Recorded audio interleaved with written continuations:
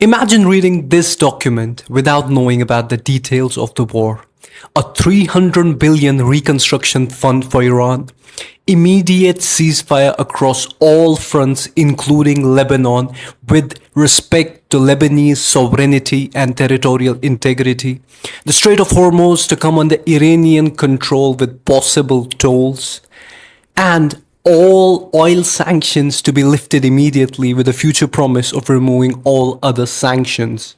In return, for Iran's vague commitment about not building a nuclear weapon, no proxies, no ballistic missiles, no support of Iran for its allies anywhere. If you read that, you think Iran had encircled Washington DC and there were tanks outside the White House and Trump was made to sign a surrender document. So why did this war start in the first place? Iran was already at the negotiations table. They were offering commitments to not build a nuclear weapon like they had in 2015 and like they had been saying over the last 50 years. But America and Israel wanted more. They wanted Iran to end their ballistic missiles program. They wanted Iran to end their support for regional proxies like Hezbollah and Hamas, known as the Axis of Resistance. That's why they thought they could achieve that through the war. That's why they attacked in the first place on 28th February, attacking Tehran and killing the supreme leader of Iranian revolution, Ayatollah Khamenei.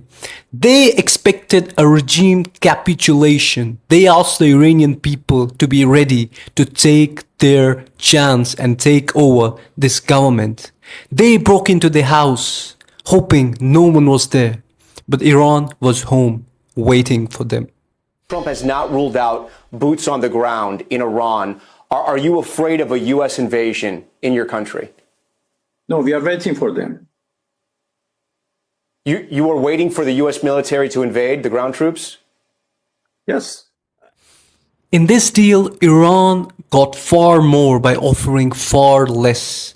Under the JCPOA in 2015, they offered 98% uranium reduction. Right now, they just offered a commitment to it. A commitment they've been giving for 50 years. Iran has basically conceded just one thing. That is the Strait of Hormuz, which was open before the war. And they didn't charge tolls on it. Now they get to charge tolls after the 60-day period ends. So United States got less than what they would have if they had not started the war. Which brings us to this famous tweet. A wise man once said in January of 2020, Iran never won a war, but never lost a negotiation. That wise man. Who said that? Donald Trump. So we can say the United States lost the war and United States lost the negotiations.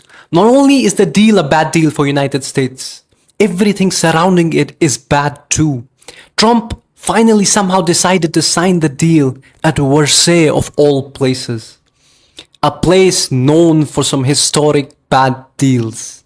A century after, today, Trump signs a deal which looks the complete opposite. Even US officials who built the original Iran deal are saying this is bad. Look at Obama's NSC official tweeting about this deal. He's saying Iran's getting billions, Iran's opening the strait that was open before the war, and US is basically getting nothing extra.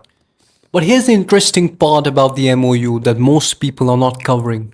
A day after it was signed by the presidents of United States and the president of Islamic Republic of Iran, this leader of Islamic Republic of Iran, Ayatollah Mujtaba Khamenei, came out and said he in principle opposes the deal, but he gave the go-ahead to sign it after commitments by his Supreme National Security Council. Which means what?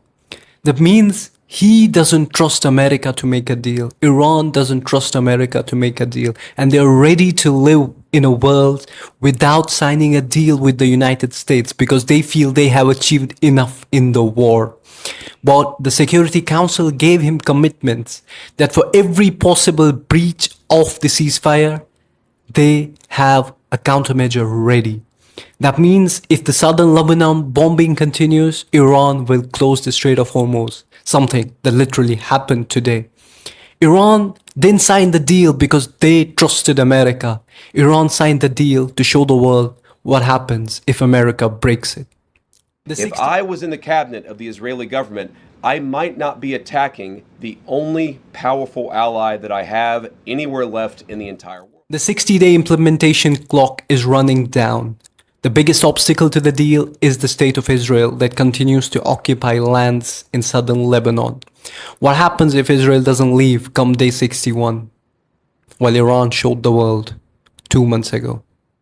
Please follow the channel and also our Telegram if you want latest updates as they go about the things happening in the region and the wider world. Thank you.